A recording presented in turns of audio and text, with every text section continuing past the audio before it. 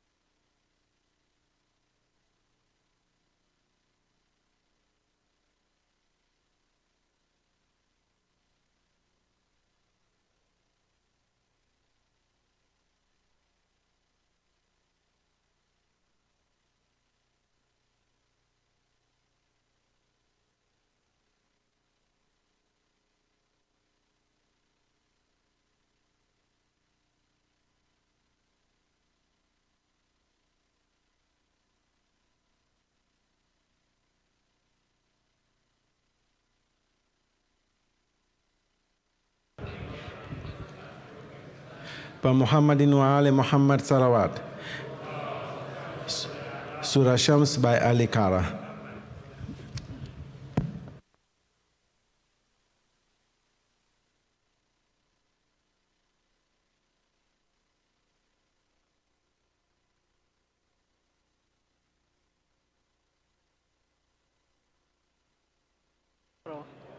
صلوات.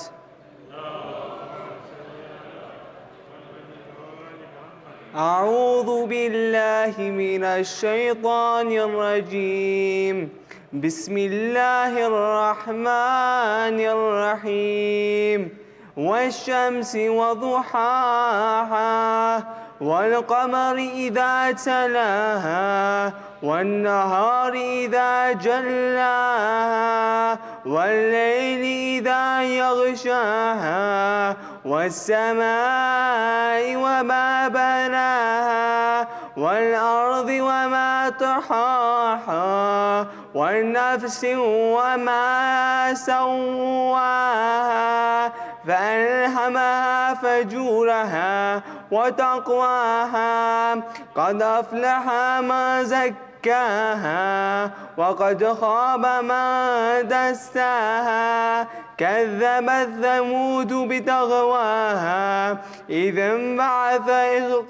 إذ انبعث أشقاها فقال لهم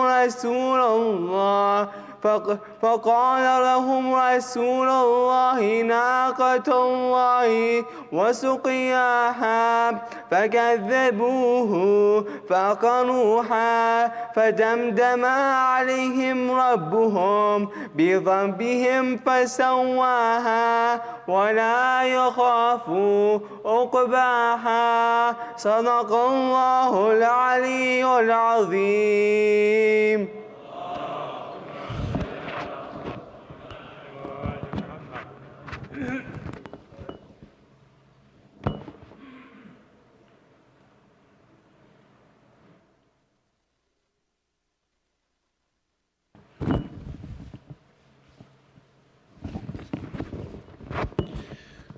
Mu'mineen, we're honored this evening to have with us Dr. Mahmoud Mauji from the UK. He'll be speaking briefly before we proceed with the Wafat program. He is also the son of Marhum Dr. Mustafa Mauji, who many of you know was a Dhakir of the Ahlul Bayt.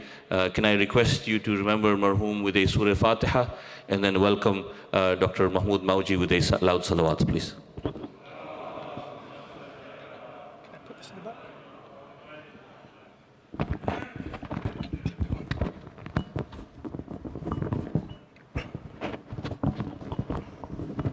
Bismillah ar-Rahman ar-Rahim. Rabbi shrah li sadri wa yassir li amri wahlul 'uqdatam min lisani yafqahu qawli. My dear brothers and sisters in Islam, Assalamu alaikum. I'd like to thank Maulana Ridwi for the amazing health talk he gave during Jummah, which means that, I don't have much to talk about this evening. So I just wanted to speak about something which was on my mind to kind of kick the weekend off. And I arrived yesterday from London, and as I got on the plane, one of the things which I always do now is I always take some time to listen to actually what the cabin crew say. Do you know the story about the oxygen mask? I always want to listen to that because it reminds me of what I need to do in life. So what the story is what they say is that if the cabin pressure goes down, the oxygen mask's going to come down, and they want you to put yours on first before you put it on for the person next to you. And for a long time I thought, hold on, why should I put my mask on before I put it on my wife? Or why should I put my mask on before I put it on my child? Or why should I put my mask on before I put it on the person next to me?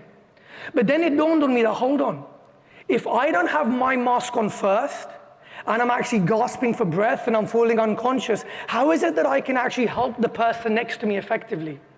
So for me, I realized that only when I have it, then I can give it to someone else. See, only when I have it, can I give it to someone else.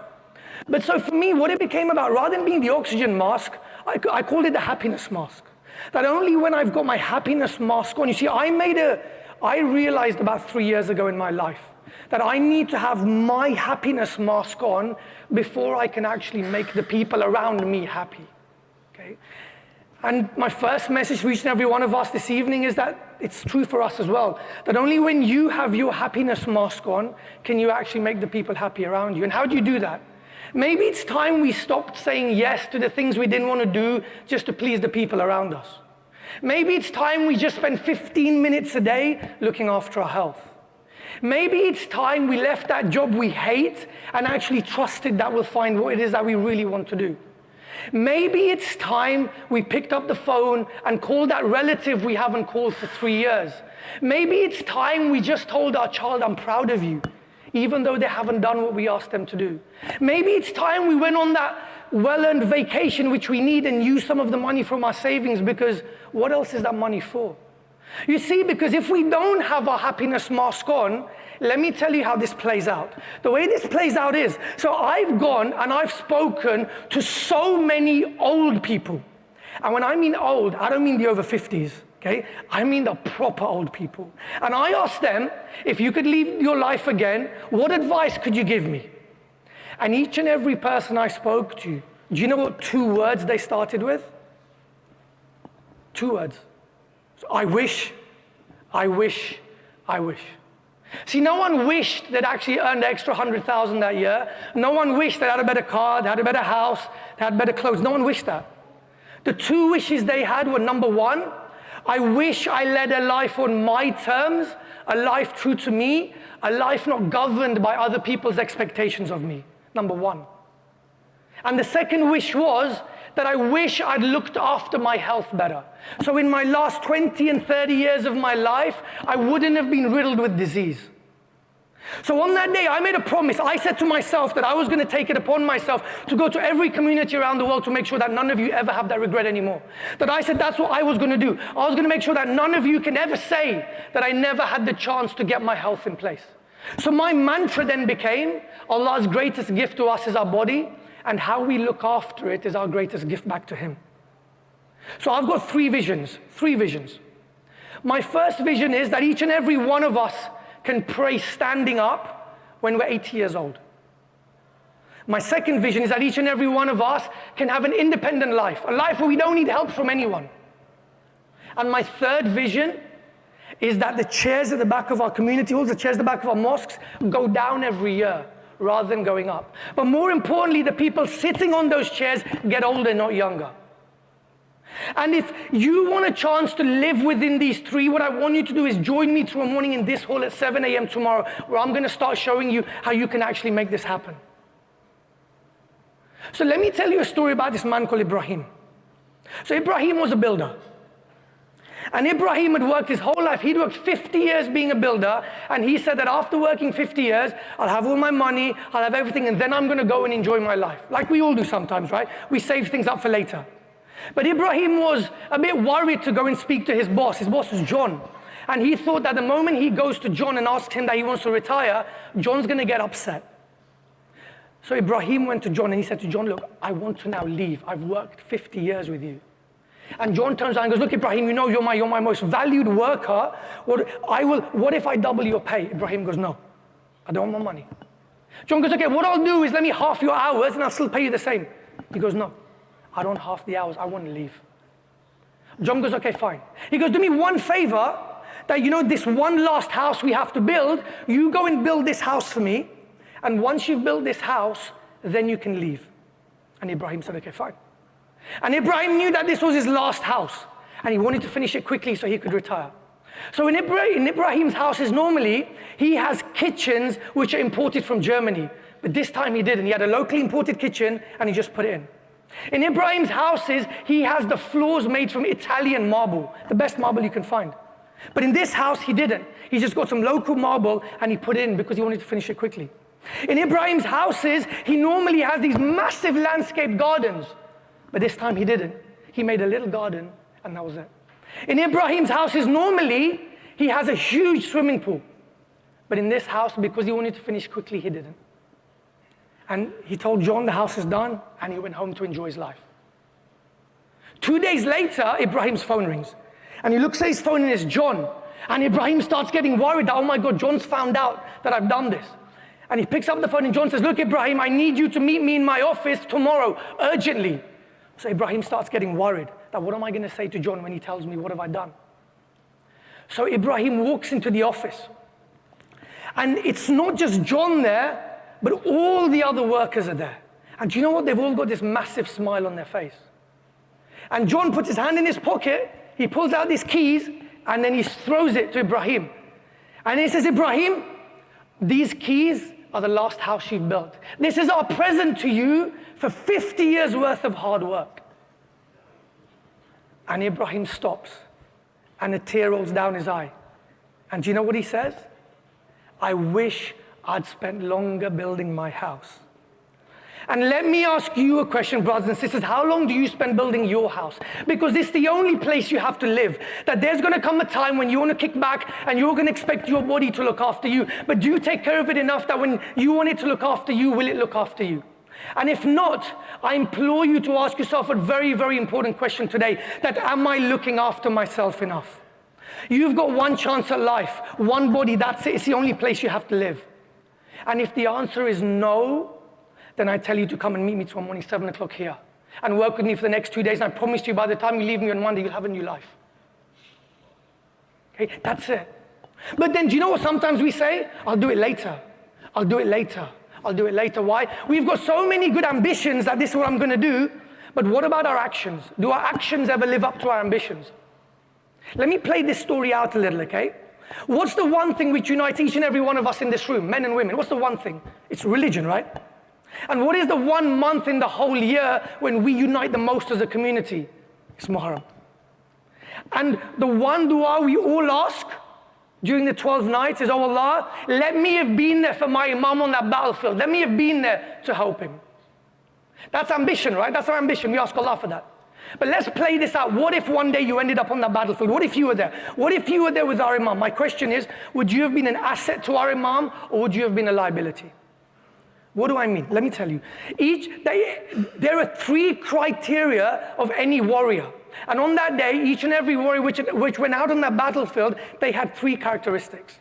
Number 1 was mindset, psychology. That each and every warrior which went out on that day, they knew they were going to die. They knew they were going to die, but yet they fought the best they ever could. They lived their potential on the battlefield.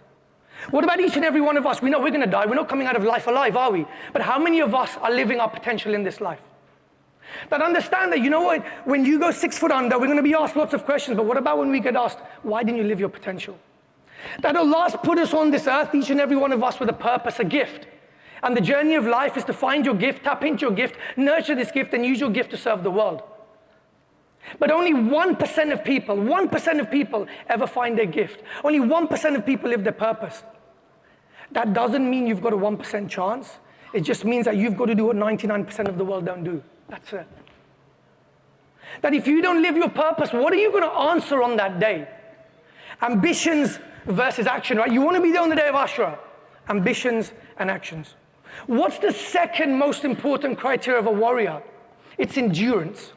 That each and every warrior which went out there on that battlefield, they could run, they could fight. And let me ask you, how many of you can run for 10 minutes? How many of you can run for 20 minutes? How many of you can run 5 kilometers, 10 kilometers? How many of you get breathless walking up a flight of stairs?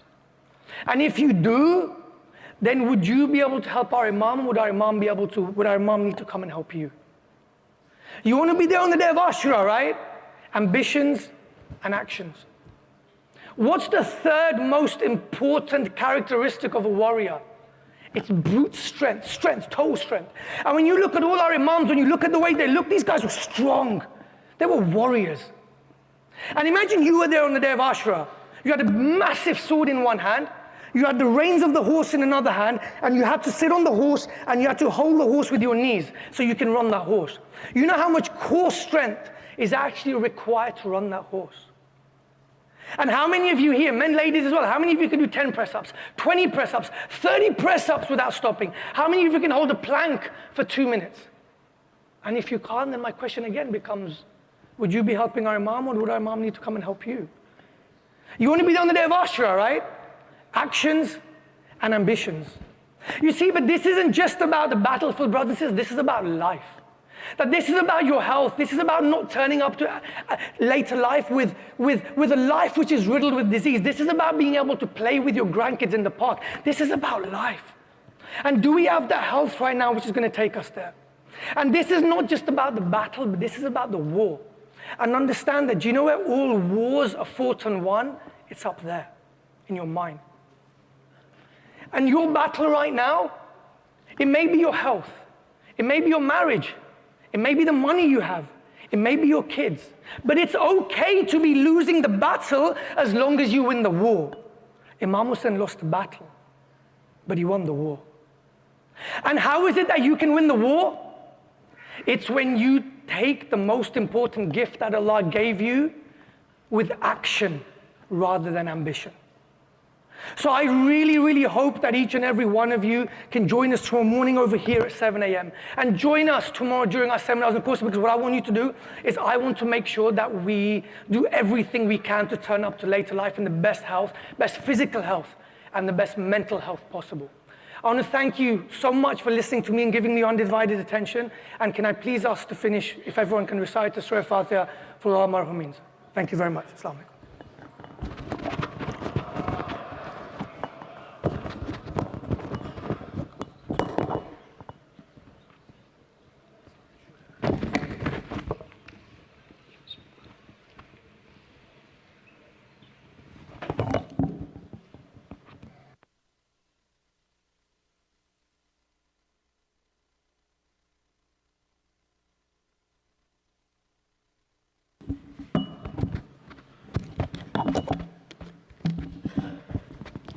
Tonight's Niyaz has been sponsored by various Bande Khuda.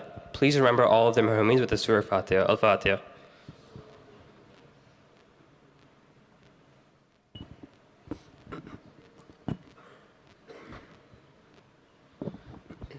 Upcoming programs.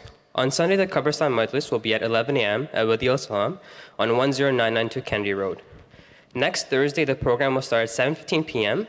Instead of a Majlis, there will be a seminar organized by JSS with Sheikh Jaffar and Sister Marzia titled Connecting with Our Families in the Age of Disconnection. Over the past 2 days, we've had 3 mayats within our community. Please remember Marhuma Faiza Ba Sharif, Marhuma Sharbanu Bai Rajab Ali, Sunurji Pardhan, and Marhum Murtaza Jaffar, Alu, and with Salat Hadi Mayat tonight. Also, please recite Surah Fatiha for all those marhumin and the marhumin whose name are listed on the screen. Al-Fatiha.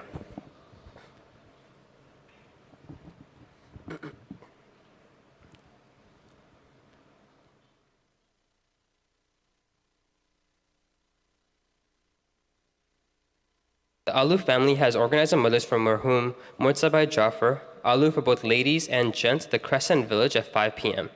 Dua Shifa is requested for all marhumin listed on the screen, as well as all those in need of our duas. Bismillahir Rahmanir Rahim.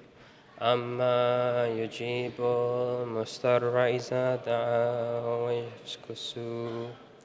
Amma yujibul mustarra iza da'a. أما يجيب المضطر إذا دعا ويكشف السوء أما يجيب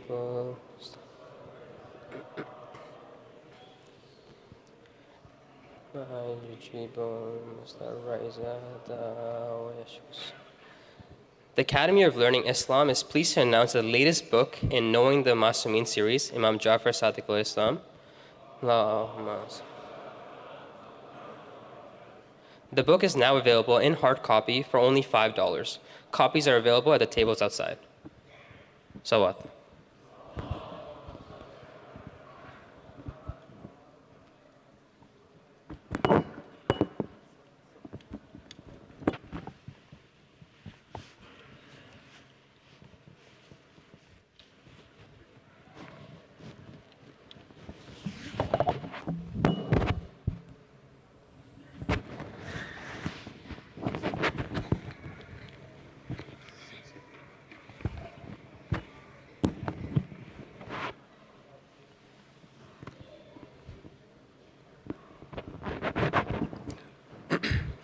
पर मोहम्मद वाले मोहम्मद सलवात।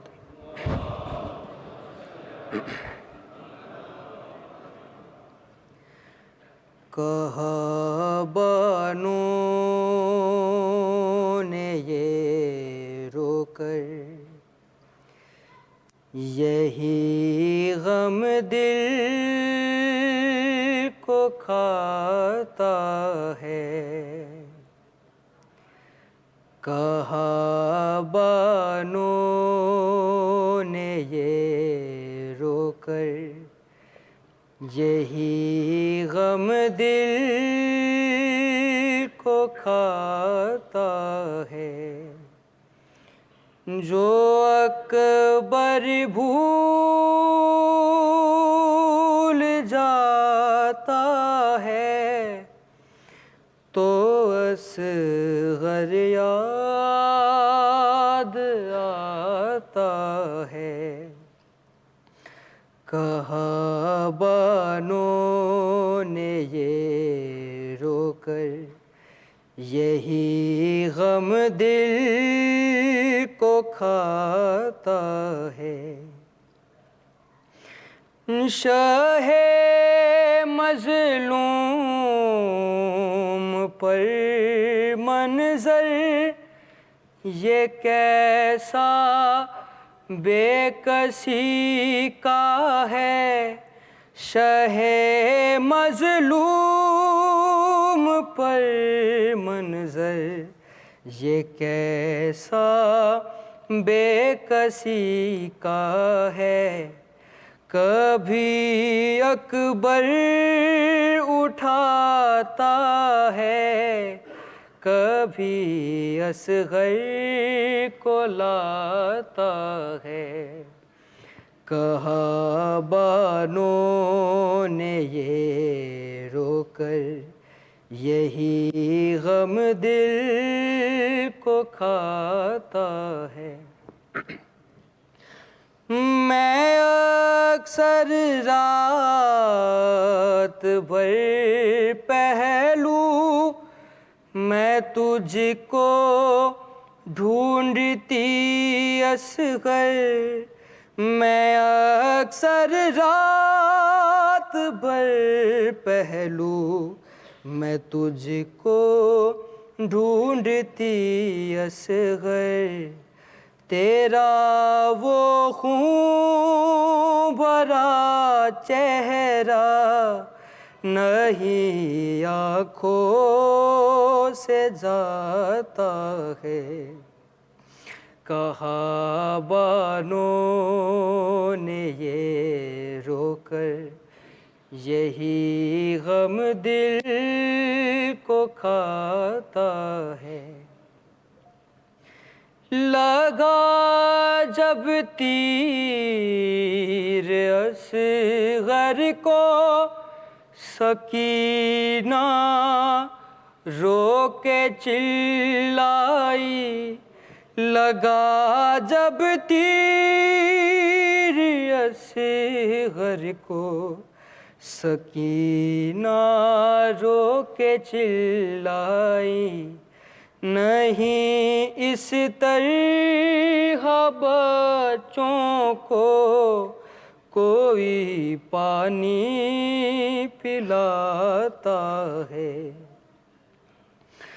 خدا کے نام خدا کے کام میں مصروف ہے کتنا لال زہرا کا خدا کے کام میں مصروف ہے کتنا لال زہرا کا کبھی خیموں میں آتا ہے کبھی مقتل جو جاتا ہے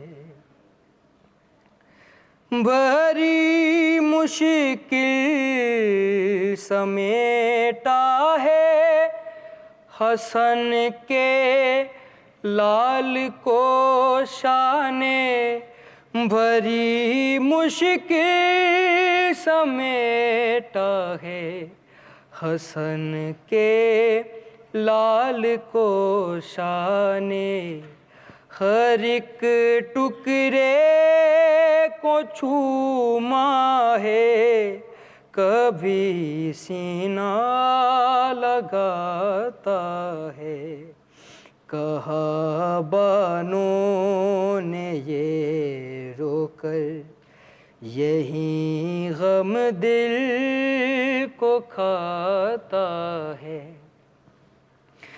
हसन शाह में गरीबा का वो मंजर किस तरह भूले हसन शाह में गरीबा का वो मंजर किस तरह भूले कोई खैमे जलाता है कोई झूला झुलाता है कहा बानों ने ये रोकर यही गम दिल को खाता है पर मोहम्मद वाले मोहम्मद सल्लल्लाहु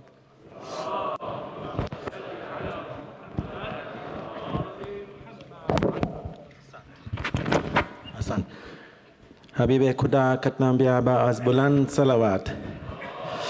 Please, may I request all the gents, please stand and move a bit forward and on my right hand side, please. Please, can you just move a bit more forward? Shiraz Bhai, please, a bit more. Al-Fatiha.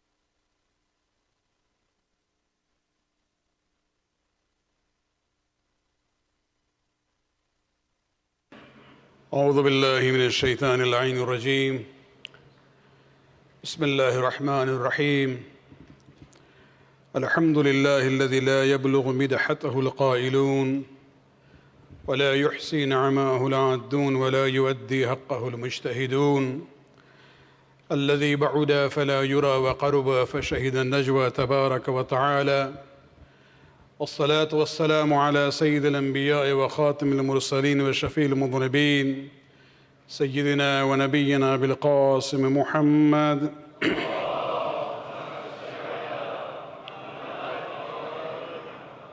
وعلى أهل بيته الطيبين الطاهرين المعصومين الذين أذهب الله عنهم الرجس وطهرهم تطهيرا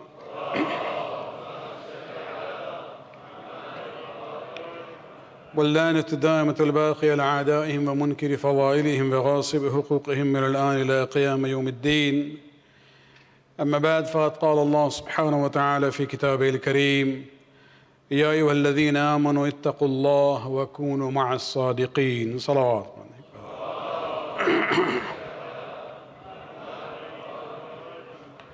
Allah subhanahu wa ta'ala in Surah Tawbah ayat number 119, he says, O you who believe,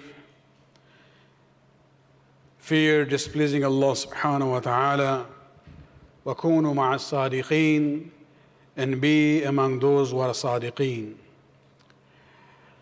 Among those who are indeed known in the Muslim world with this title of Sadiq are two. One is the founder of our religion, Hazrat Muhammad Mustafa sallallahu alayhi wa sallam.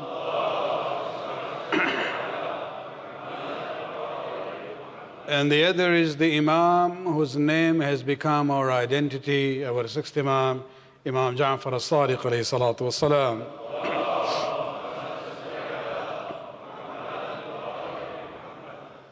The Imam lived for about 65 years, out of which about 34 years was the era of his imamat. And interestingly, his era of imamat can be divided almost or approximately half and half. The first 18 years he was at the time when the last years of the Umayyad power, and the last 16 years of his life in imamat was during the early years of Banu Abbas. It is this transfer of power, decline of Banu Umayyah, emergence of Banu Abbas and the time they need to consolidate their power, that middle passage of time gave him this opportunity to more freely, compared to the other Imams, share the knowledge which Allah had given to him with his own followers, the Shias, and the Ummah at large. And that is why we see that the numbers of the students of Imams surpass all the students of the Imams before and after him. And that is why we see the number of hadiths that we have from him are indeed great, to an extent that our fiqh is known as fiqh Jaffari. What I would like to do tonight is basically keeping in mind that we had 4 funerals in the last 5 days, especially 2 janazah on the same day today. I decided to select an interesting conversation of our sixth Imam with one of his students, where he is actually questioning the student and hearing the response from the student, where he talks about what I would consider to be the priorities in our lives. We are, alhamdulillah, are Muslim, mu'min. We believe in Imam Jaffar as-Sadiq, and may Allah bless you, for commemorating and gathering in this event. But this is also a moment that we need to always go back to the teachings of the Imam, to know the priority in our lives. We know what is right, what is wrong, what is important, what is not.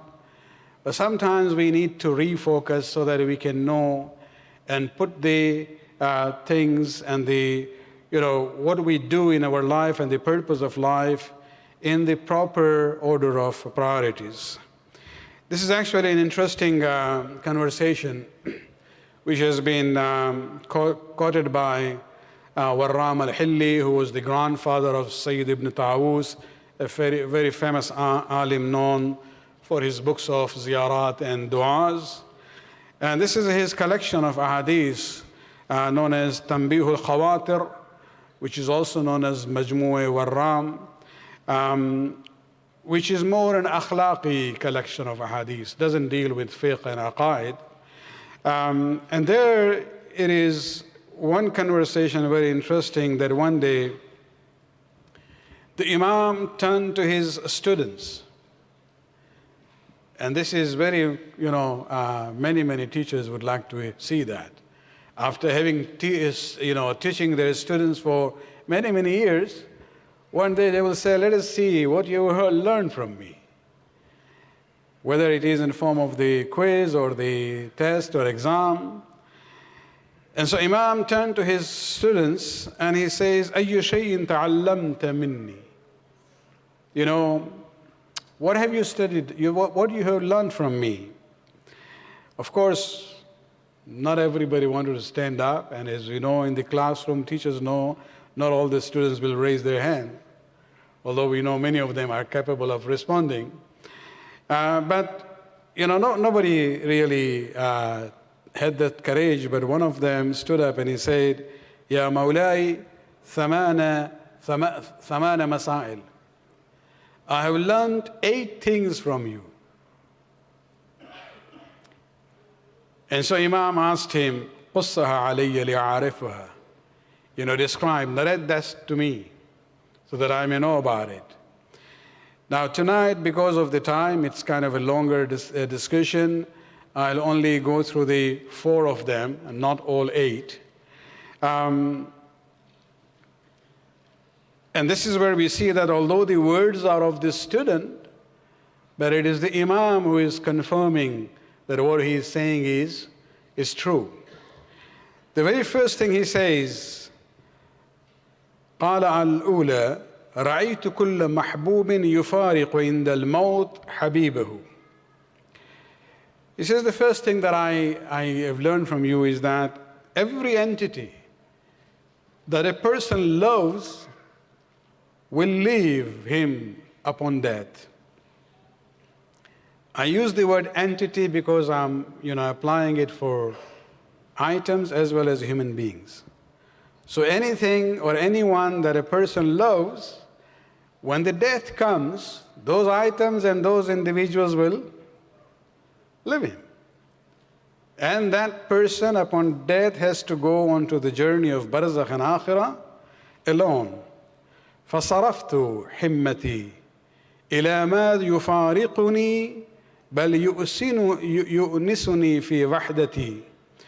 And so I basically started focusing on something that would not leave me, something that would not abandon me, rather something which will become my companion when I'm all alone, في وحدتي.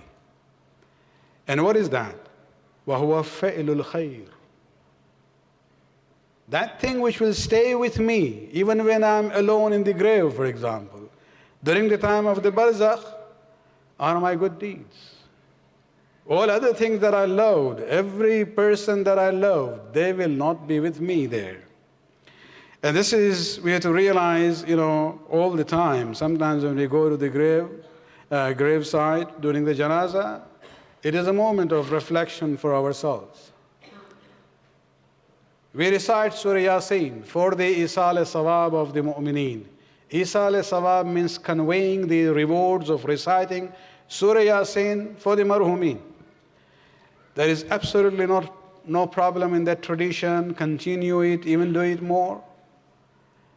But it's interesting that when you recite Surah Yasin, there is an ayat in there which says that this is a book which has been sent down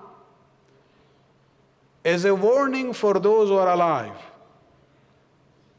So we read it for those who are dead. No problem there, I'm saying. Isal Sawab is important. But while we are reading it and conveying the sawab of reciting Surah Yasin to the deceased, it is also a moment of reflection that Quran is saying, remember, I am for you. When you are alive in the dunya, think about it. Reflect in the words that you are reciting. And this brings me, just as an additional support of this statement of this student of Imam Jaffar al-Sadiq, a hadith from Amir al-Mu'mineen Ali bin Abi Talib alayhi salatu wasalam.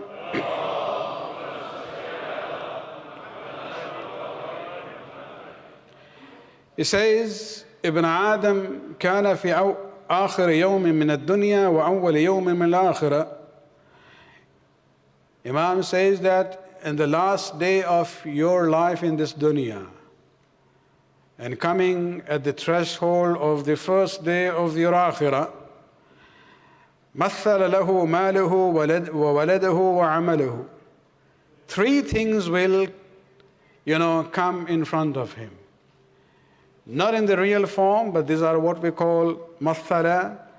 These are symbolic forms which come for that person in his journey from this dunya to the akhirah.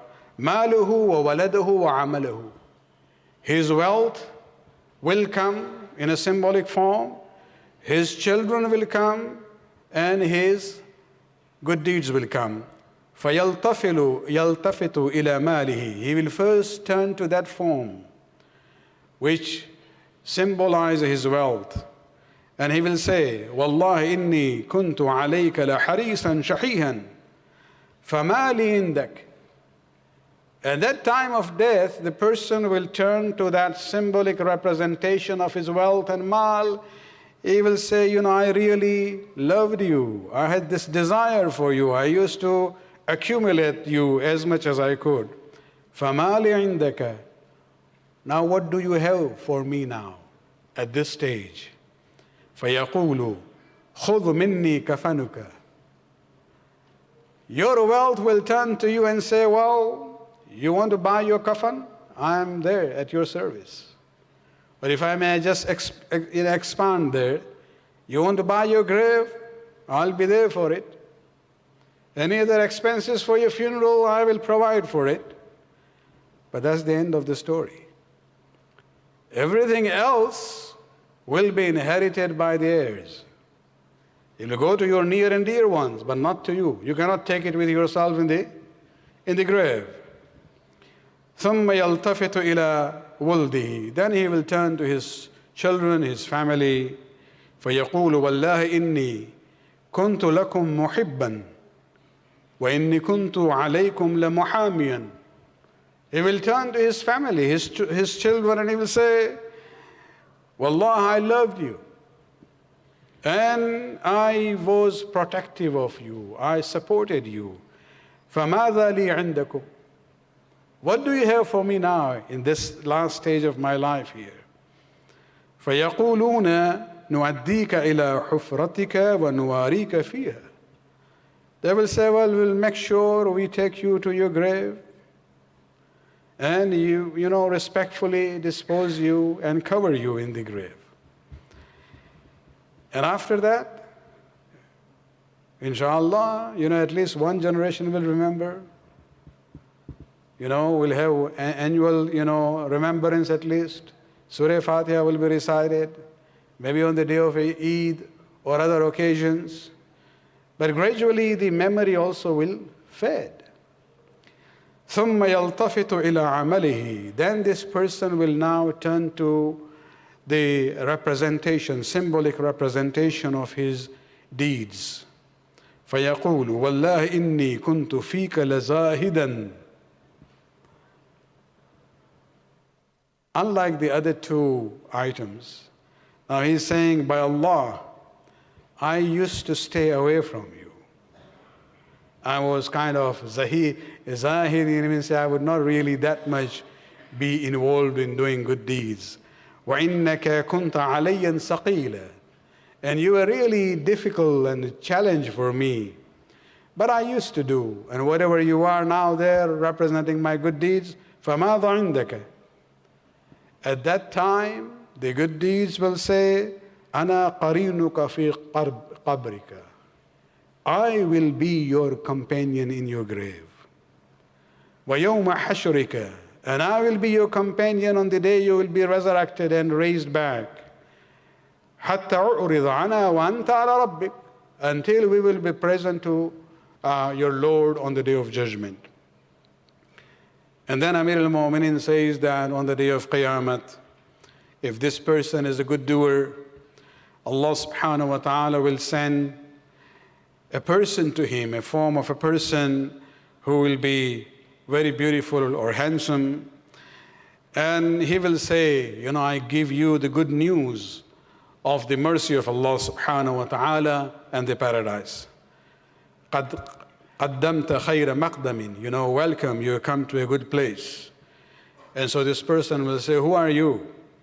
And he will say, أَنَا عَمَلُكَ الصَّالِحِ. I am your good deeds. And this is where we see that, when you talk about the priorities of life, yes, it is very important. You cannot really fulfill your religious duties unless you also take care of your family. To love them is part of our religious teaching. To work hard in order to have a good life for yourself and your family, to become affluent in that sense, fulfill your duties. These are all good things. But then what we have to see is that what we can take with ourselves in the barzakh and the akhirah.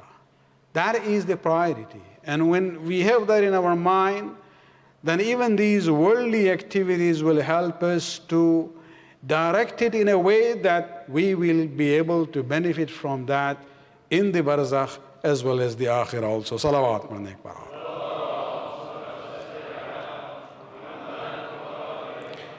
And so this was the first point that the student mentioned. And when Imam heard that, he said, Ahsant, Wallahi.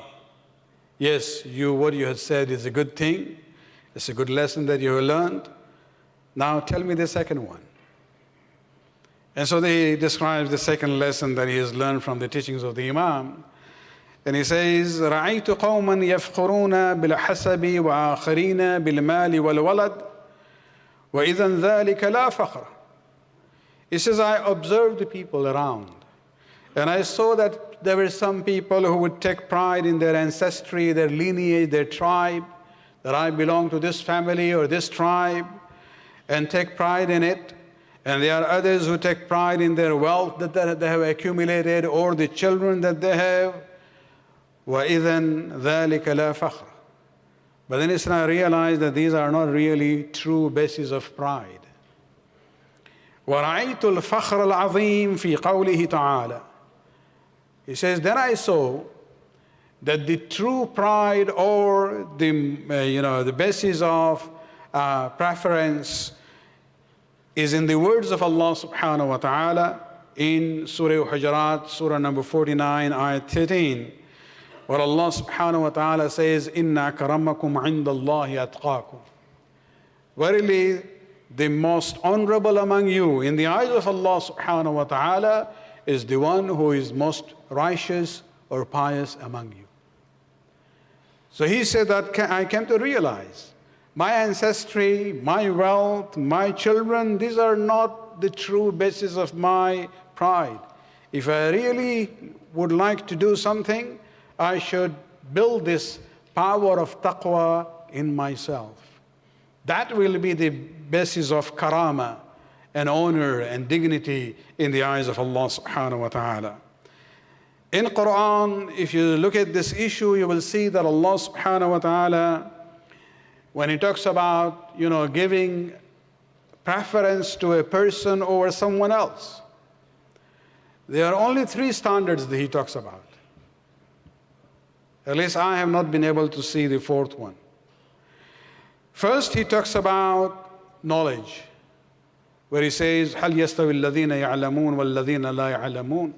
Do you think that the people who have knowledge and those who don't have knowledge are same? No. There is no need to answer that question because the answer is very obvious. So knowledge has been preferred here. Those who have knowledge have preference, higher status, and honor in the eyes of Allah subhanahu wa ta'ala or those who are less. Then the second is, when Allah subhanahu wa ta'ala talks about mujahideen, that Allah has faddal Allahul mujahideen al-qa'ideen. Those among the mu'mineen who do jihad, Allah has given them a preference over those who have sat down and not done jihad. So jihad, struggle in the way of Allah subhanahu wa ta'ala, is another criteria. Then the most important one here is the issue of taqwa, the ayat that we recited earlier from this conversation of the student of the Imam. But if you look at all these 3, knowledge, jihad, and taqwa, you will see that the first 2 are not really worth in the eyes of Allah subhanahu wa ta'ala if they are not coupled with taqwa. So if there is ilm without taqwa, there are problems. There is no value in that knowledge in the eyes of Allah subhanahu wa ta'ala. You look at the example of Samiri, the person who misguided Bani Israel when Musa alayhi salam had gone away for 40 days. Samiri was a learned person of Bani Israel. But he didn't have that taqwa. Not only that he became deceived by shaitan, but he misguided the majority of Bani Israel. You look at the example of those who were the high priest of Al Fir'aun. They were learned people, but they didn't have taqwa. You look at the scientists of our days who constantly go on, study and research to come up with weapons which will destroy not this one earth, many, many earths put together. So there is knowledge there, but it is knowledge without that fearing the displeasure of Allah subhanahu wa ta'ala in form of taqwa. When you talk about jihad, there have been people in Muslim history who, yes, took up this sword and very brave, people like Khalid bin Walid, but they were immoral people. They did most horrible things as far as the Islamic, values are concerned. But they are, mashallah, known by the Muslims as Sayfullah. But this jihad without taqwa has no value at all. And so we see from these 3 criteria of preference in Quran: knowledge, jihad, and taqwa. Taqwa is the most essential and important one. Salawat. Quran Akbar.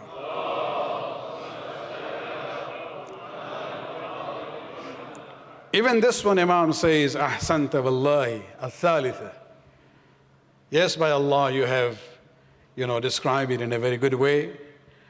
Now tell me the third one. And this is where he says, رأيت لهو الناس وطربهم وسمعت قوله تعالى. He says, I saw the people busy in their enjoyment and frivolous activities. Activities which will, divert them from the main goal of life.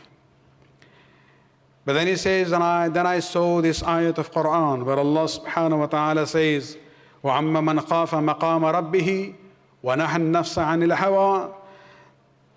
Where Allah subhanahu wa ta'ala says, a person who fears the status of Allah subhanahu wa ta'ala and prevents himself from evil desires, فَإِنَّ الْجَنَّةَ هِيَ الْمَأْوَىٰ.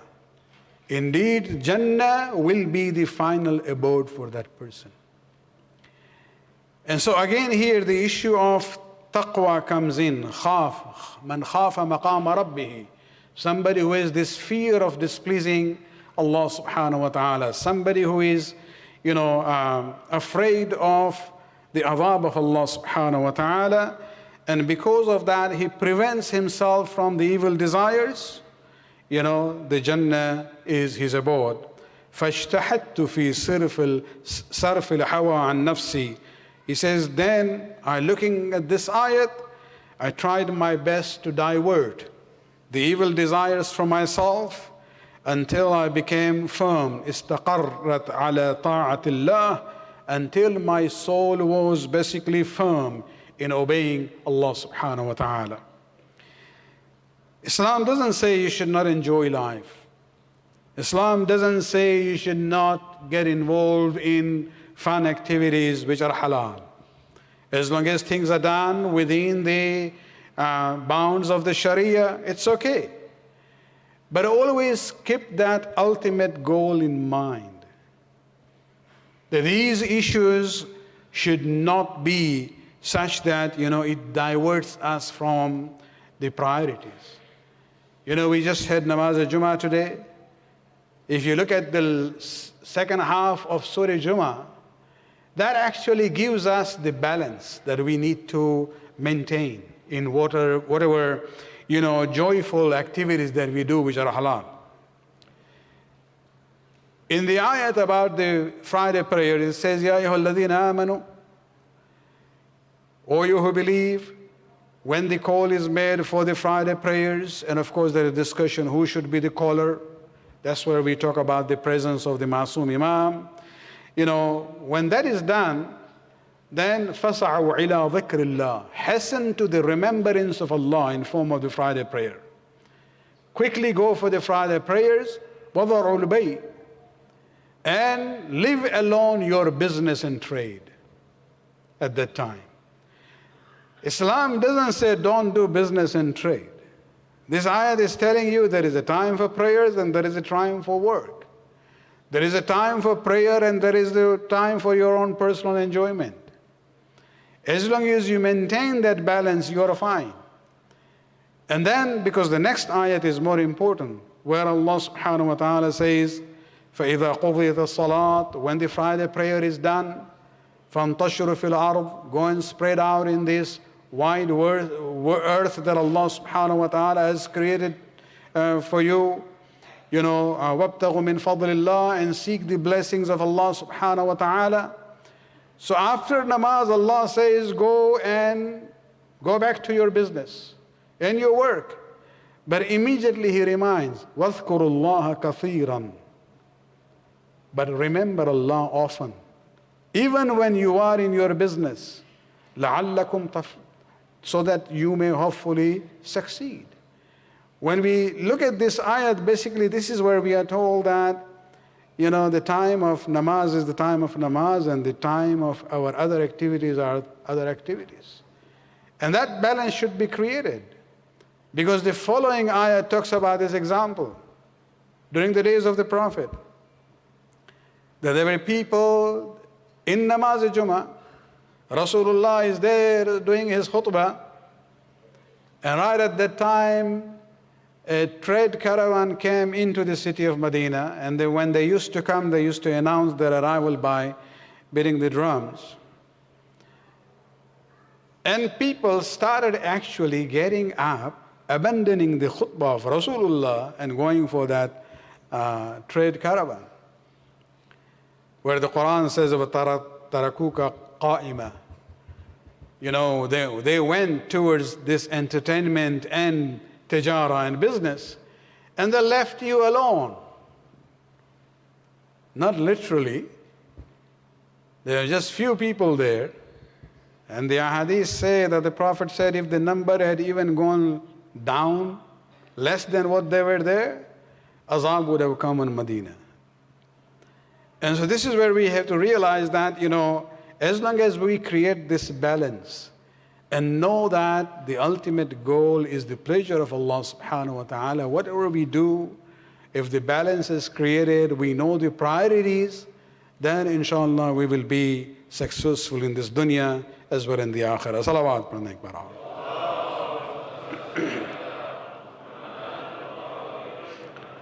Again, Imam says, Ahsant, Wallahi, Ar-Rabi'a, the fourth one. So he goes on. He says, رَأَيْتُ كُلُّ مَنْ وَجَدَ شَيْئًا يُكْرَمُ عِنْدَهُ اجْتَحَدَ فِي حِفْظِهِ.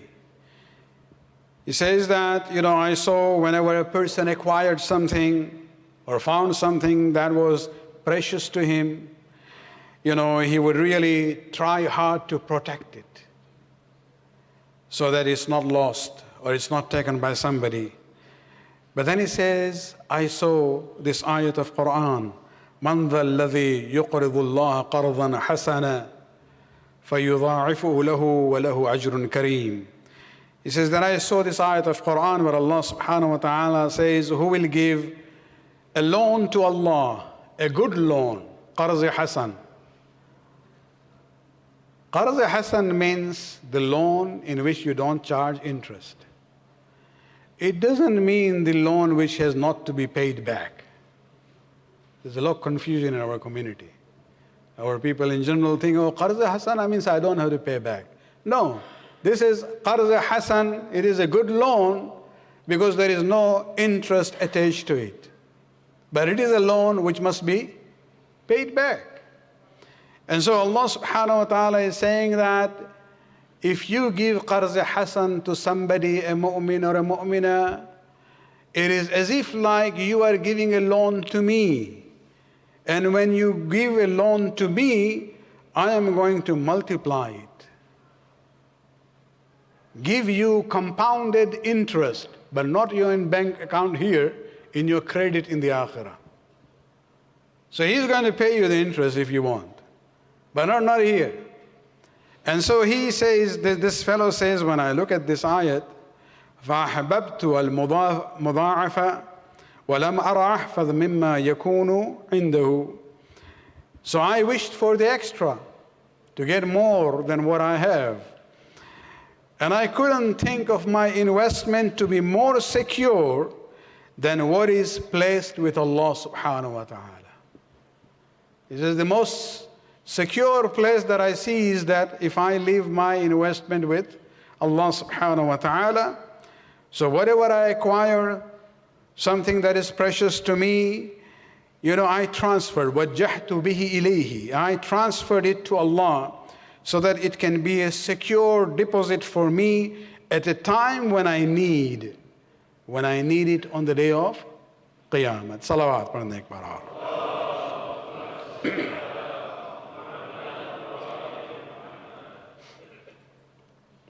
I think it was either the fourth Imam or the sixth Imam, I don't have it on my notes here, that once he was in the evening going with a bag, and a companion saw him. He said, where are you going? And he says, I'm going this is some luggage that I would like to convey for my destination. So he said, can I help? He said, no, it's not for you to help, no. And then when Imam came back, he has nothing. So he asked, what is it? He said, well, you don't know. I have given it. This is what I do for the fuqara. When I hand it over to them, actually I'm handing it to Allah subhanahu wa ta'ala. And He is going to pay it back to me on the day of Qiyamah. So the most secure deposit we can have is with Allah subhanahu wa ta'ala. And so this is the fourth, statement from the student of Imam Jaffari as-Sadiq alayhi salatu wassalam.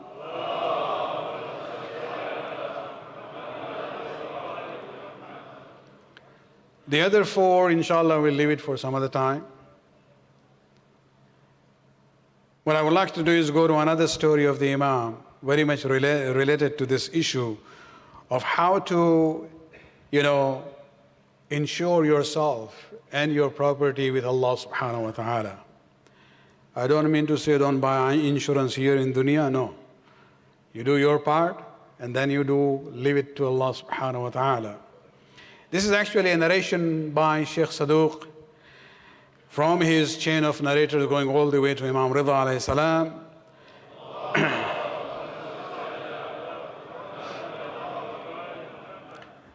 It's Imam Rida who narrates a story of his grandfather, Imam Jaffar as-Sadiq. He says one day he was traveling with a group of people. Most of them are merchants carrying their merchandise for their trade. Somewhere along the way, some travelers were coming from the opposite side and they told them that, well, be careful, because where you are going further now, there are some armed robbers and they are looting the caravans and taking their things. When they heard that they became very much afraid. But since the Imam was with them, they went to the Imam and they said, can we ask you to keep our goods with yourself? The Imam said, why? They said, well, we are afraid, maybe if we leave it with you, when the robbers come and they come to realize you are a descendant of the Prophet, they will probably not touch your things. So our goods also will be protected. Imam said, but who guarantees that? Maybe they will come first to me. Maybe they think very negative about me and they will take everything that I have. So they said, what should we do? Should we just bury it here and then come for it later on? Imam said, no.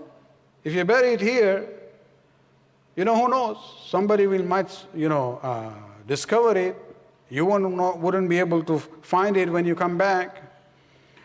So they basically asked him, please guide us what to do. And this is where Imam says, أَوْضِعُوهَا مَنْ يَحْفَظُهَا وَيَدْفَعْ عَنْهَا وَيُرْبِيهَا. He says, entrust your merchandise to someone who is going to guard your goods, even multiply them, and make each portion greater than what you have in this dunya and the akhirah. And he will even increase your profit. And they said, well, whom are you referring to? And he says, ذَلِكَ رَبُّ الْعَالَمِينَ. Entrust whatever you have with Allah subhanahu wa ta'ala. He says, how do we do that? Imam said, well, give sadaqah to the poor Muslims. They said, but Imam, we are in somewhere, we are not in a town here. There are no fuqara of Muslimin here, no faqir at all, no poor.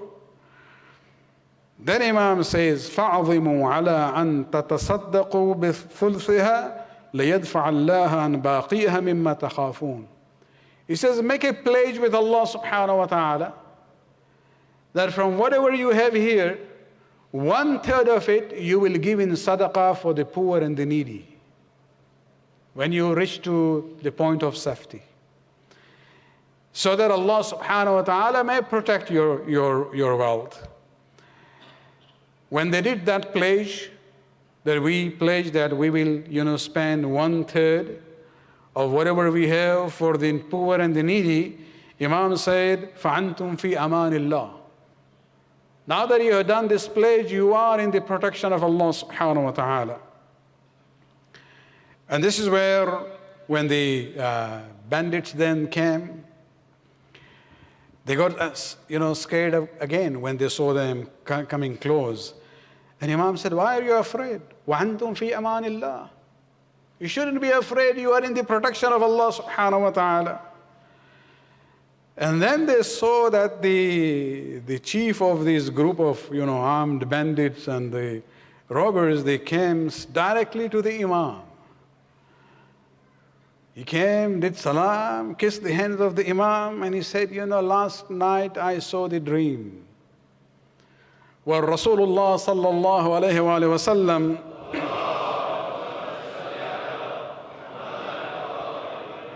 came in the dream ordering us to go and meet you, introduce ourselves, and guide you and your caravan all the way to its destination. The things completely changed there.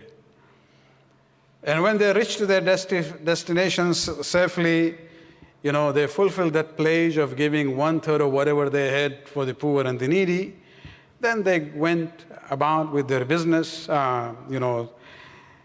For each dirham that they had in their merchandise, they actually got 10 dirham in profit. And they used to say very happily among themselves, مَا أَعْظَمُ بَرَكَةِ الصَّادِقِ. What great is the blessing of a Sadiq alayhi salatu wassalam. Salawat.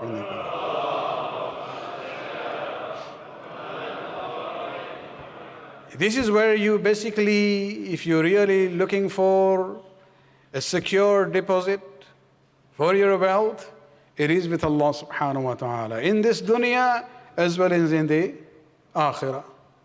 And when they said, مَعَظَمُ بَرَكَةِ الصَّادِقِ, Imam said, قَدْ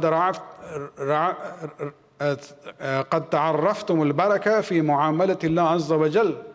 Now you know the benefit in dealing with Allah subhanahu wa ta'ala, فَدُومُوا عَلَيْهَا. So maintain that relationship and deal with Allah subhanahu wa ta'ala. Salawat pradhne ek baar aur.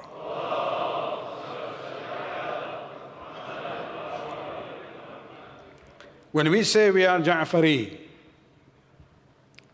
we are followers of the mazhab of Imam Jaffar Sadiq alayhi salam.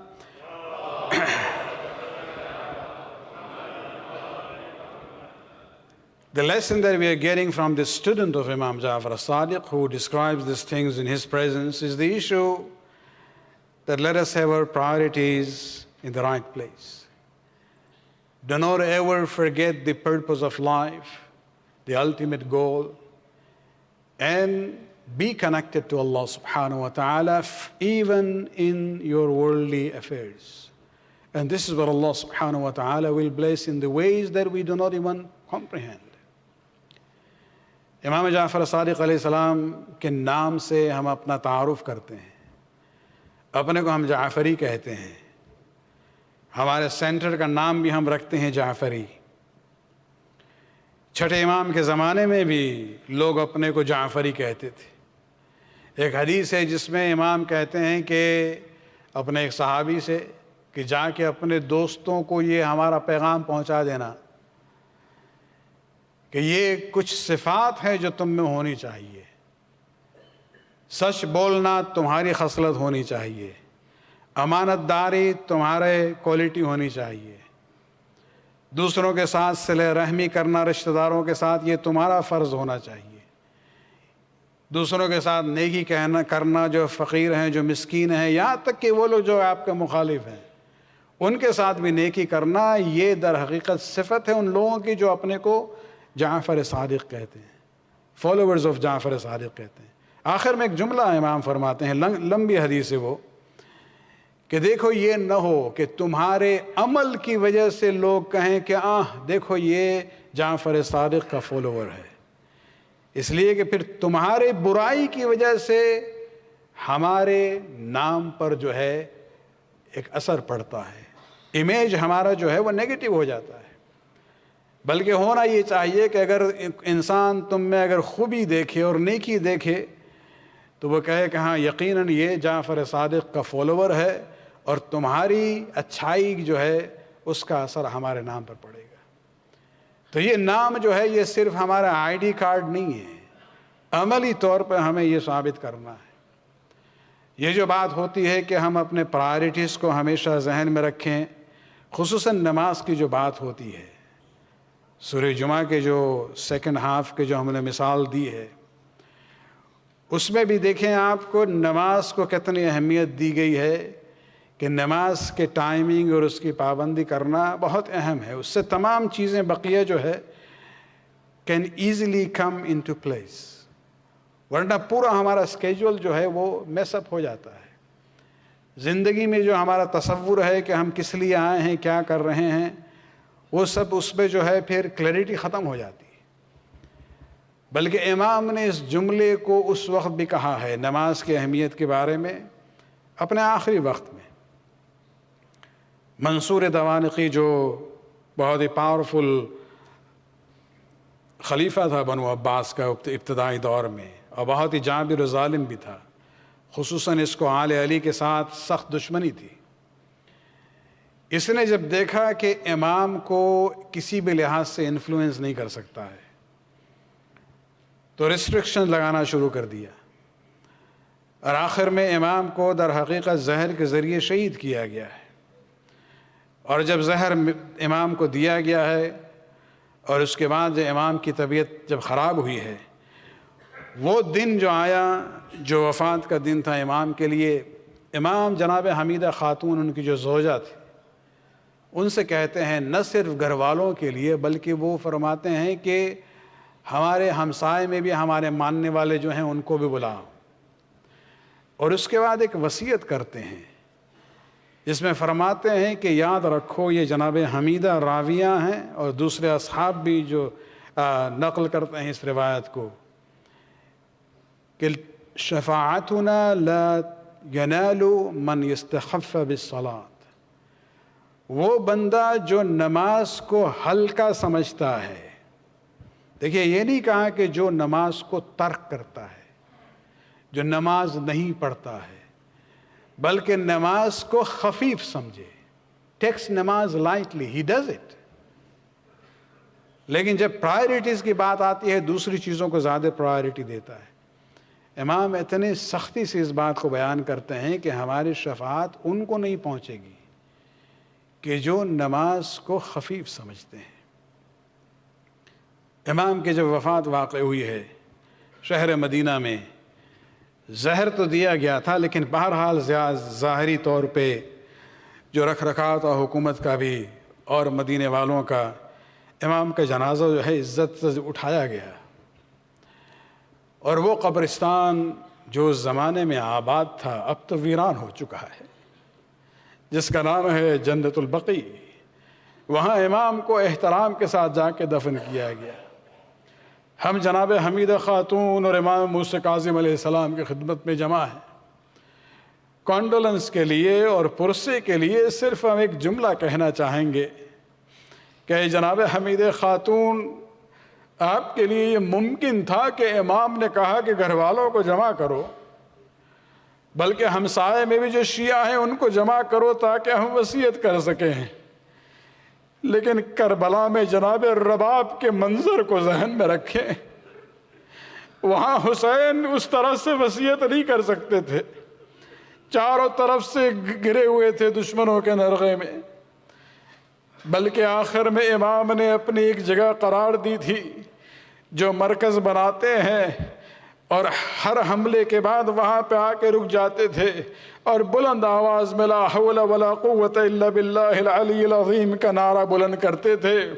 جب بھی یہ آواز بلند ہوتی تھی زینب کو یقین تھا کہ بھائی جو ہے زندہ ہے، رباب کو معلوم تھا کہ ابھی میرے سر پہ سایہ موجود ہے، سکینہ کو یقین تھا کہ بابا ابھی زندہ ہے، لیکن ایک وقت آتا ہے کہ جو آواز بند ہو جاتی ہے، وہاں کوئی سرانے نہیں تھا، کہ جس طرح سے جناب موسیٰ کاظم اور دوسرے بھائیوں نے وہاں جمع ہو کر امام کی آخری نصیحتیں سنی ہے، بس عابد بیمار کے اس منظر کو یاد کرے کہ جب پھوپھی نے آ کے شانے کو ہلایا ہے، کہا ہے کہ بیٹا آنکھ کو کھولو اور دیکھو یہ کیا آواز بلند ہو رہی ہے۔ جیسے ہی خیمے کے پردے کو اٹھایا گیا، امام کی نظر باہر جاتی ہے، دیکھتے ہیں کہ ایک نویزہ بلند ہوا اور بابا کا سر نظر آیا، بس یہی سلام کرتے ہیں، السلام علیک یا ابتا، السلام علیک یا ابا عبداللہ، الا لعنت اللہ علی القوم الظالمین، سیعلم الذین ظلموا ای منقلب ینقلبون۔ خداوند اس قلب کے بعد قبول فرما، ہمارے گناہوں کو بخش دے، ہماری توفیقات میں اضافہ فرما۔ خداوند شیعان علی جہاں جہاں ہیں ان کو اپنے حفظ و امان میں رکھ، تکفیری افواج اور دشمنان اہل بیت جہاں بھی ہیں ان کی تمام صلاحیتوں کو نیست و نابود فرما، امام کے ظہور میں تعجیل فرما۔ ربنا تقبل منا انک انت السمیع العلیم۔ ماتم حسین۔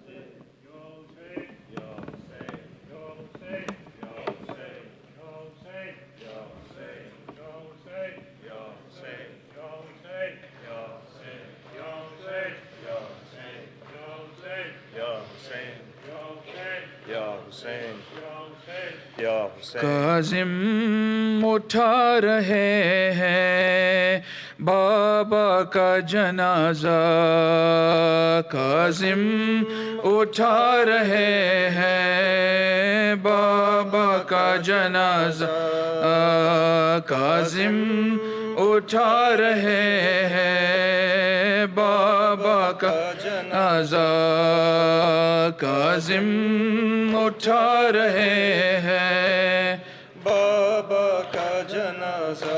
ہائے حسین کہہ کر آنسو بہا رہے ہیں، کاظم اٹھا رہے ہیں بابا کا جنازہ، کاظم اٹھا رہے ہیں بابا کا جنازہ۔ تابوت کو اٹھا کر جتنے قدم بڑھائے، ہر ایک قدم پہ ان کو سجاد یاد آئے، عابد کی بے بسی کا نوحہ سنا رہے ہیں، کاظم اٹھا رہے ہیں بابا کا جنازہ، کاظم اٹھا رہے ہیں بابا کا جنازہ۔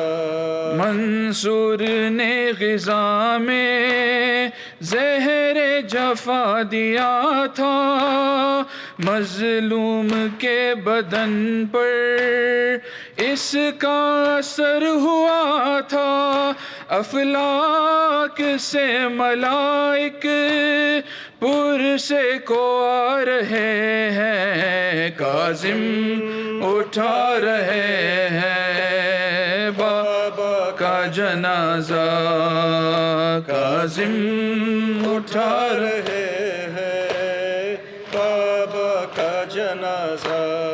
نکلا دہن سے باہر ہائے جگر جو کٹ کر خون رنگ ہو گیا تھا، مولا کا میرے بستر، منظر یہ اہل دل کے دل کو دکھا رہے ہیں، کاظم اٹھا رہے ہیں بابا کا جنازہ، کاظم اٹھا رہے ہیں بابا کا جنازہ۔ اولاد سیدہ میں ایسا ہے یہ جنازہ، جس میں مدینے والے دینے کو آئے پرسا، अहले मदीना सारे ये गम मना रहे हैं, काजिम उठा रहे हैं बाबा का जनाजा, काजिम उठा रहे हैं बाबा का जनाजा। या हुसैन और मोहम्मद वाले मोहम्मद सलावत. Ziyarat will be recited after namaz. Mu'mineen, if I can ask everybody to have a seat, inshallah we'll serve chai and tabarruk right now, and then we'll have salat, after which we'll have ziyarat, inshallah. Thank you.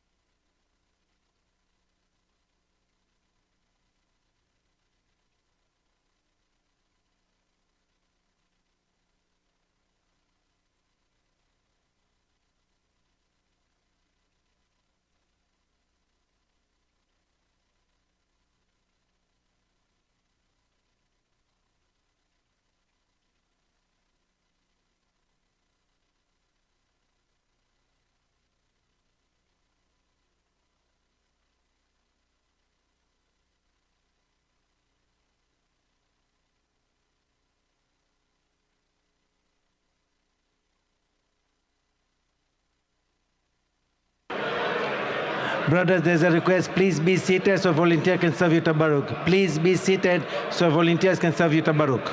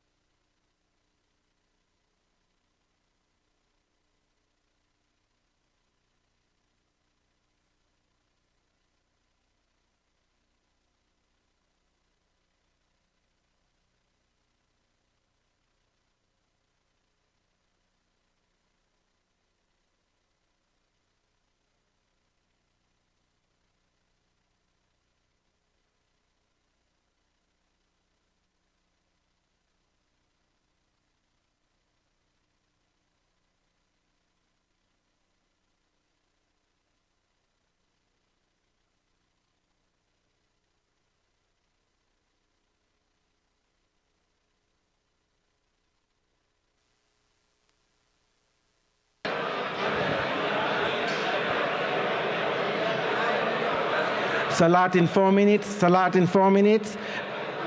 Connection for ladies in masjid is ready. Salat for 4 minutes.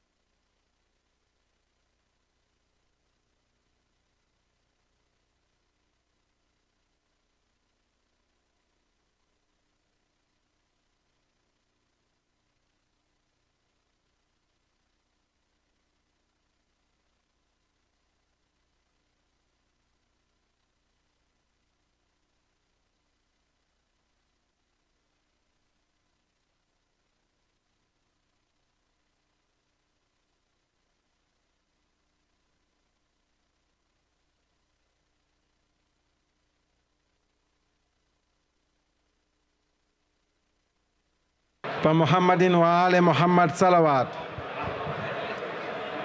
Loud and clear. Take your time. There's so much.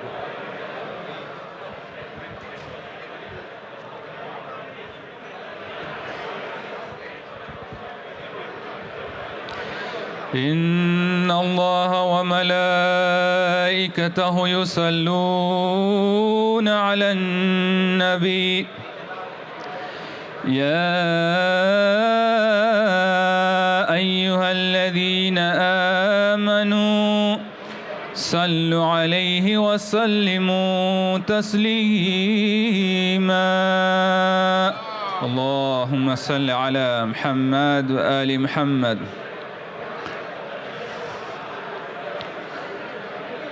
الله أكبر الله أكبر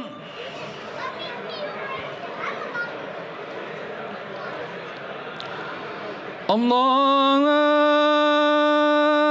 أكبر الله أكبر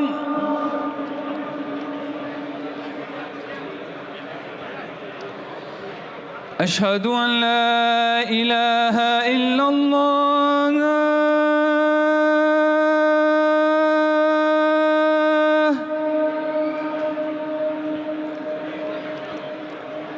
أشهد أن لا إله إلا الله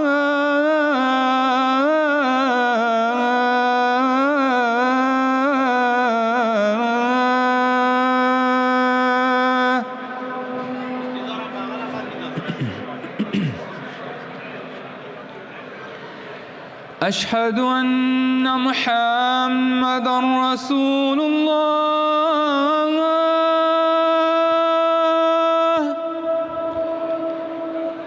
اللهم صل على محمد. أشهد أن محمدًا رسول الله.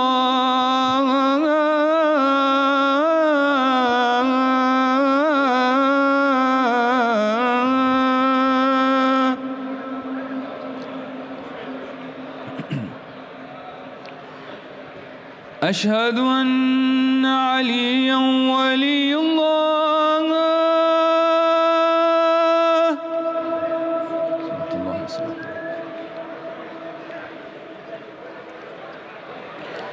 أشهد أن عليًا حجة الله.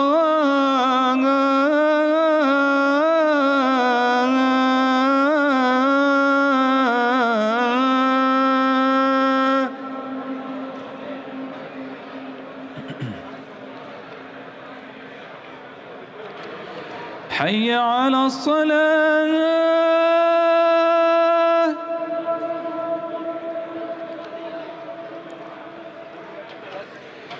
حي على الصلاة.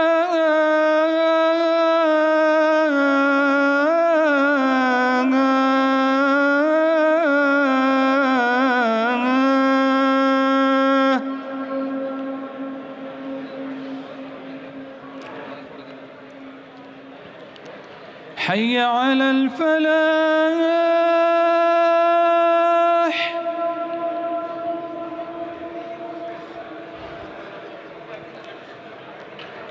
حي على الفلاح.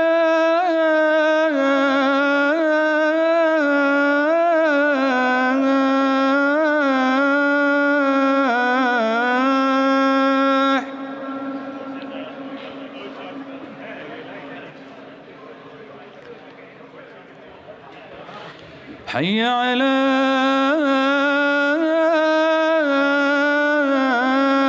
خير العمل.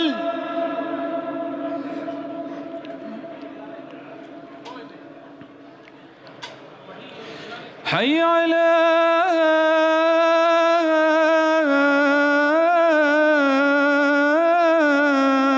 خير العمل.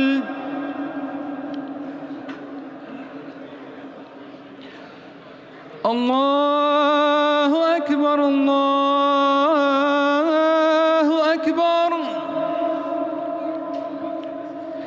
لا إله إلا الله.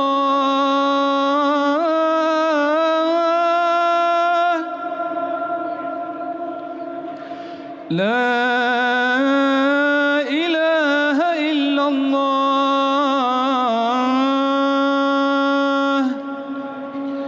وصل اللهم على سيدنا محمد وآله وسلم.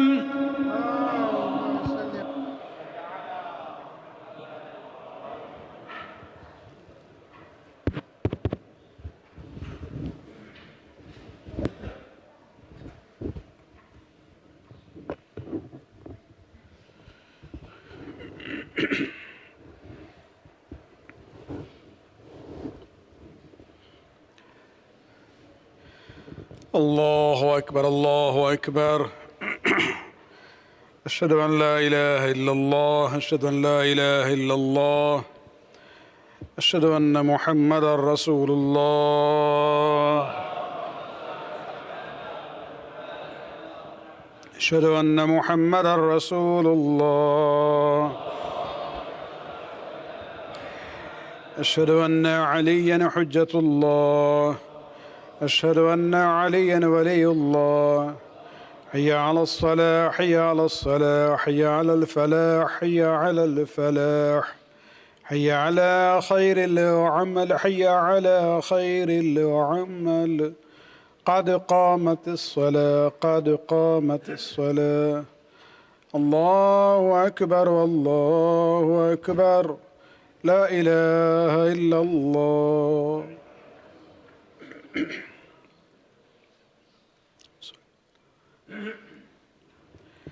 الله أكبر.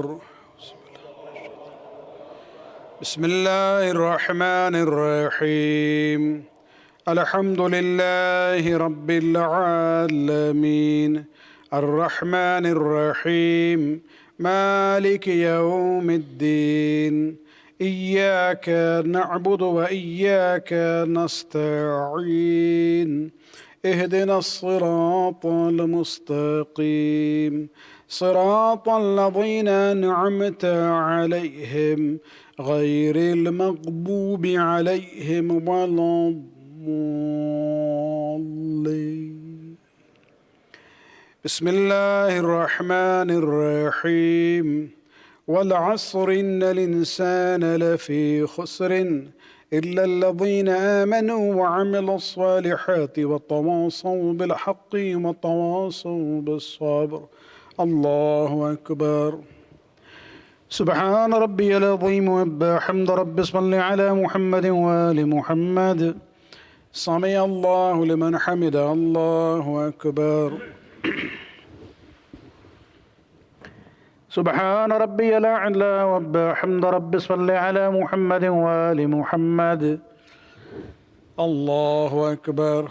أستغفر الله ربي وأتوب إليه. الله أكبر. سبحان ربي الأعلى وبحمد ربي صل على محمد وآل محمد.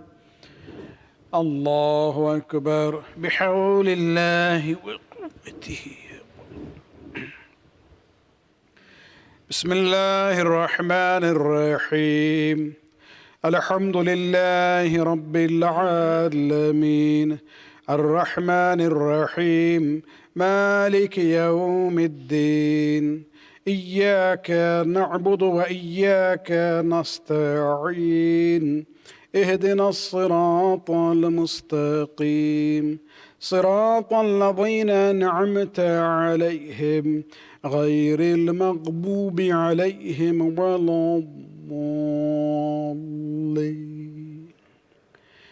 بسم الله الرحمن الرحيم قل هو الله أحد الله الصمد لم يلد ولم يولد ولم يكن له كفوا أحد. كذلك الله ربنا. الله أكبر. اللهم صل على محمد وآل محمد. ربنا اغفر لنا وارحمنا وعافنا واعف عنا في الدنيا والآخرة. ربنا اغفر لي ولوالدي وللمؤمنين يوم يقوم الحساب. رب ارحمهما كما ربياني صغيرا إنك على كل شيء قدير. ربي صل على محمد وآل محمد. الله أكبر.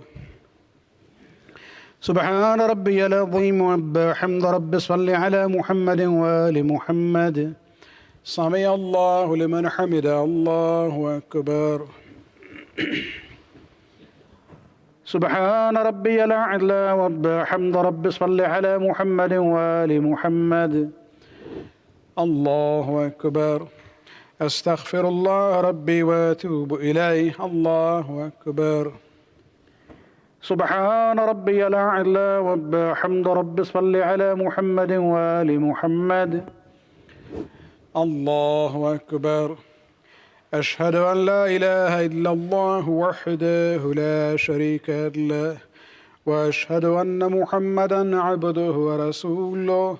اللهم صل على محمد وآل محمد وتقبل شفاعته في أمته ورفع درجته بحول الله. سبحان الله.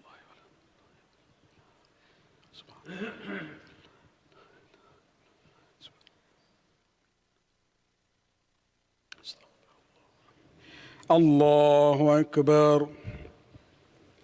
سبحان ربي العظيم وبحمد ربي صل على محمد وآل محمد. سمع الله لمن حمده. الله أكبر.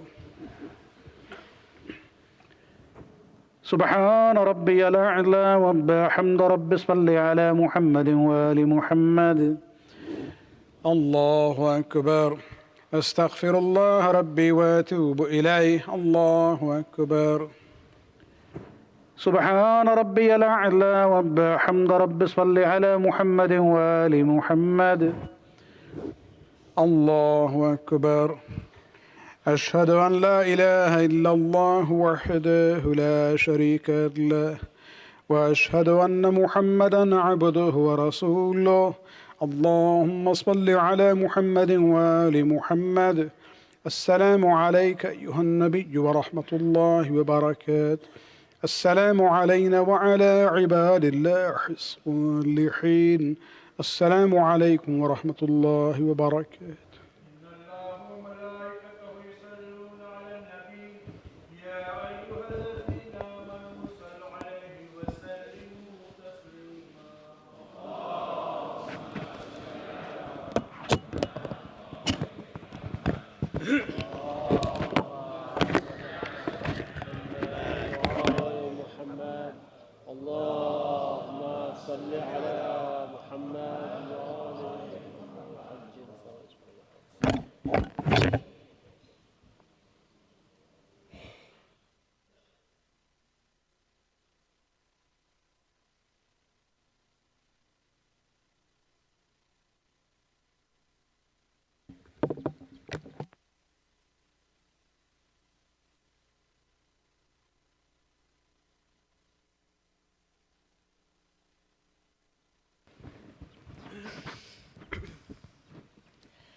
اللهم صل على محمد وآل محمد. بسم الله الرحمن الرحيم.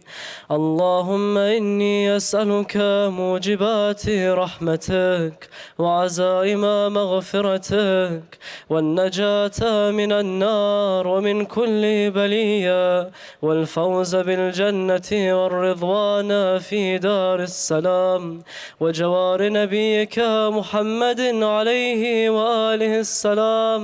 اللهم ما بنا من نعمة فمنك، لا إله إلا أنت. أستغفرك وأتوب إليك.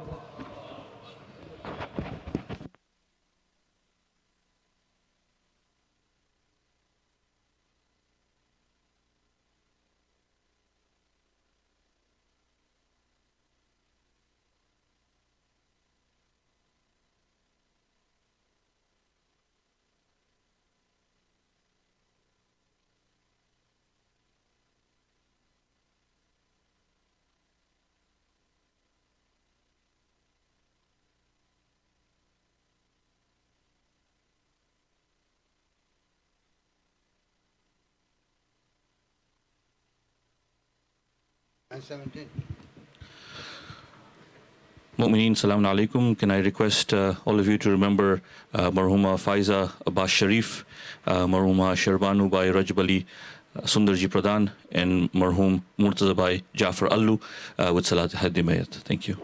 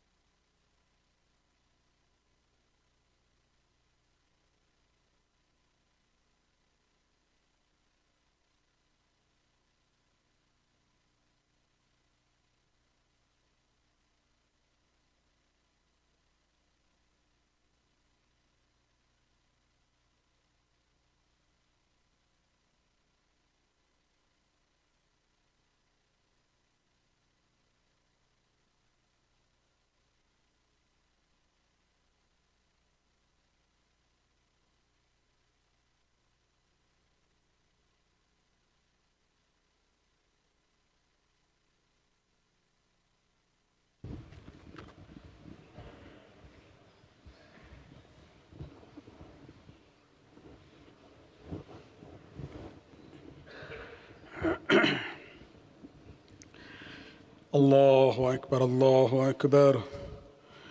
أشهد أن لا إله إلا الله أشهد أن لا إله إلا الله أشهد أن محمدا رسول الله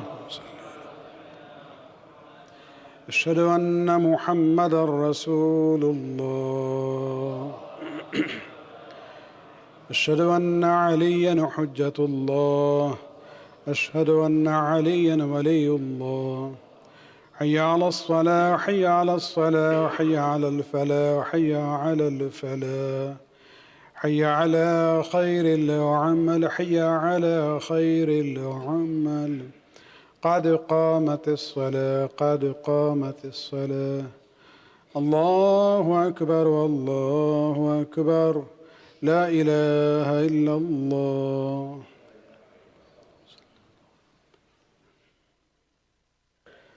الله أكبر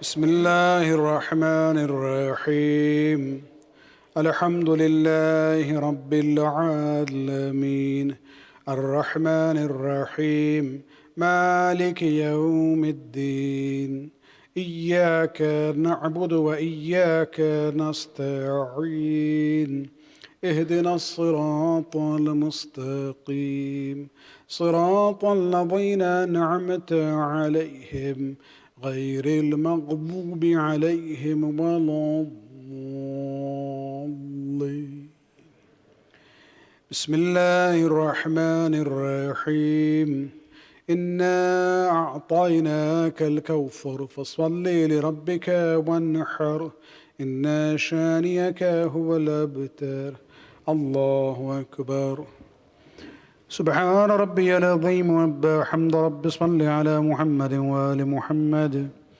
سمع الله لمن حمده الله أكبر سبحان ربي الأعلى وبحمد ربي صل على محمد وآل محمد الله أكبر أستغفر الله ربي وأتوب إليه الله أكبر سبحان ربي الأعلى وبحمد ربي صل على محمد وآل محمد الله أكبر بحول الله وقوته بسم الله الرحمن الرحيم الحمد لله رب العالمين الرحمن الرحيم مالك يوم الدين إياك نعبد وإياك نستعين اهدنا الصراط المستقيم صراط الذين أنعمت عليهم غير المغضوب عليهم ولا الضالين بسم الله الرحمن الرحيم قل هو الله أحد الله الصمد لم يلد ولم يولد ولم يكن له كفوا أحد كبارك الله ربنا الله أكبر اللهم صل على محمد وآل محمد ربنا آتنا في الدنيا حسنة وفي الآخرة حسنة وقنا عذاب النار إنك على كل شيء قدير ربي صل على محمد وآل محمد الله أكبر سبحان ربي العظيم وبحمد ربي صل على محمد وآل محمد سمع الله لمن حمده الله أكبر سبحان ربي الأعلى وبحمد ربي صل على محمد وآل محمد الله أكبر أستغفر الله ربي وأتوب إليه الله أكبر سبحان ربي الأعلى وبحمد ربي صل على محمد وآل محمد الله أكبر أشهد أن لا إله إلا الله وحده لا شريك له وأشهد أن محمدا عبده ورسوله اللهم صل على محمد وآل محمد وتقبل شفاعته في أمته وارفع درجته بحول الله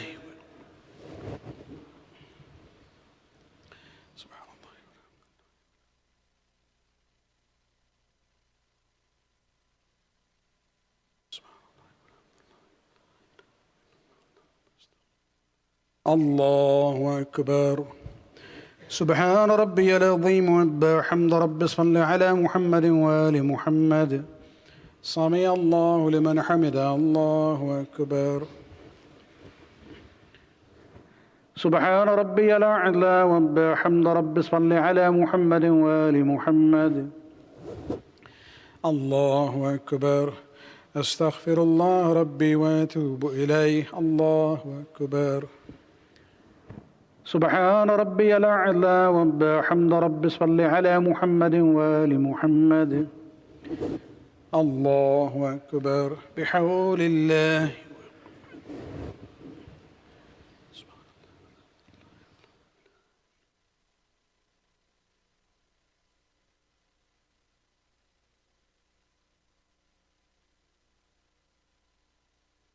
الله أكبر. سبحان ربي العظيم وبحمد ربي صل على محمد وآل محمد. سمع الله لمن حمده. الله أكبر. سبحان ربي الأعلى وبحمد ربي صل على محمد وآل محمد. الله أكبر. أستغفر الله ربي وأتوب إليه. الله أكبر.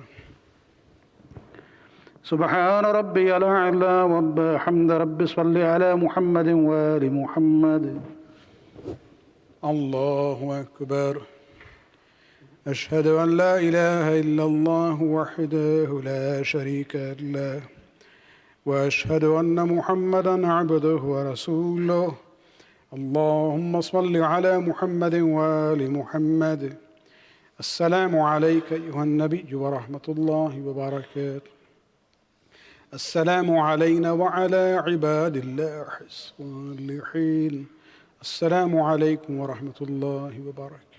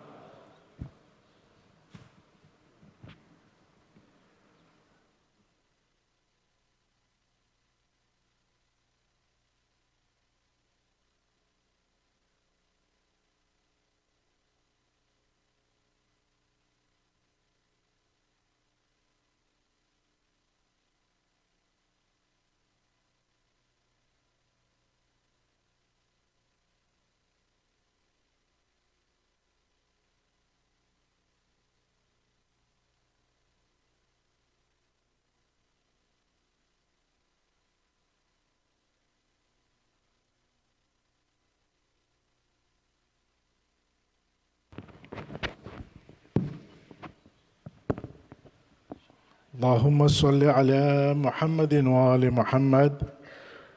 بسم الله الرحمن الرحيم. أستغفر الله الذي لا إله إلا هو الحي القيوم ذو الجلال والإكرام وأتوب إليه. أستغفر الله الذي لا إله إلا هو الحي القيوم ذو الجلال والإكرام وأتوب إليه. أستغفر الله الذي لا إله إلا هو الحي القيوم ذو الجلال والإكرام وأتوب إليه. اللهم صل على محمد وآل محمد. اللهم إنه ليس لي علم بمعضي رزقي، وإنما أطلبه بخطرات تخطر على قلبي، فأجول في طلبه البلدان، فأنا فيما أنا طالب كالحيران، لا أدري في سحل هو في جبل أم في أرض أم في سماء أم في بر أم في بحر، وعلى يدي من ومن قبل من، وقد علمت أنه علمك وأسبابه بيدك، وأنت الذي تقسمه بلطفك وتسببه برحمتك. اللهم فصل على محمد وعلي، واجعل يا ربي رزقك لي وعسيا، ومطلبه سحلا، وما غده كريبا، ولا تؤنني بطلبا ما لن تقدر لي في رزقه، فإنك غني عن عذابي وعنا فخير إلى رحمتك، فصل على محمد وعلي وجد على عبدك بفضلك إنك ذو فضل عظيم. بسم الله الرحمن الرحيم. اللهم كن لوليك الحجة ابن الحسن صلواتك عليه وعلى آبائه في هذه الساعة وفي كل ساعة وليا وحافظا وقائدا وناصرا ودليلا وعينا حتى تسكنه أرزك طوعا وتمتئه فيها طويلا. السلام عليك يا مولاي يا أبا عبد الله وعلى الأرواح التي هلت بفنائك. عليك مني جميعا سلام الله أبدا ما بقيت وبقي الليل والنهار، ولا جعله الله آخر العهد مني لزيارتكم جميعا.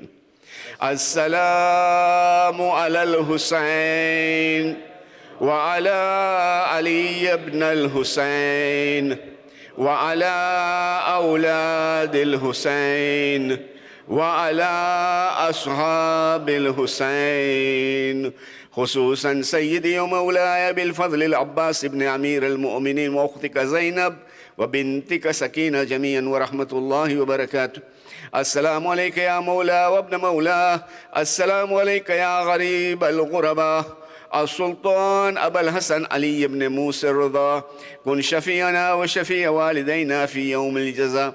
وفقنا الله لزيارتك يا مولاي ورزقنا الله شفاعتك في الدنيا والآخرة. السلام عليك وعلى أختك فاطمة المعصومة ورحمة الله وبركاته. السلام عليك يا مولانا يا ابن الحسن يا صاحب العصر والزمان. الأمان الأمان الأمان من فتنة الزمان. السلام عليك يا إمامنا وإمام الإنس والجان. أجل الله سيدي لك ما وعدك من النصر وظهور الأمر ورحمة الله وبركاته.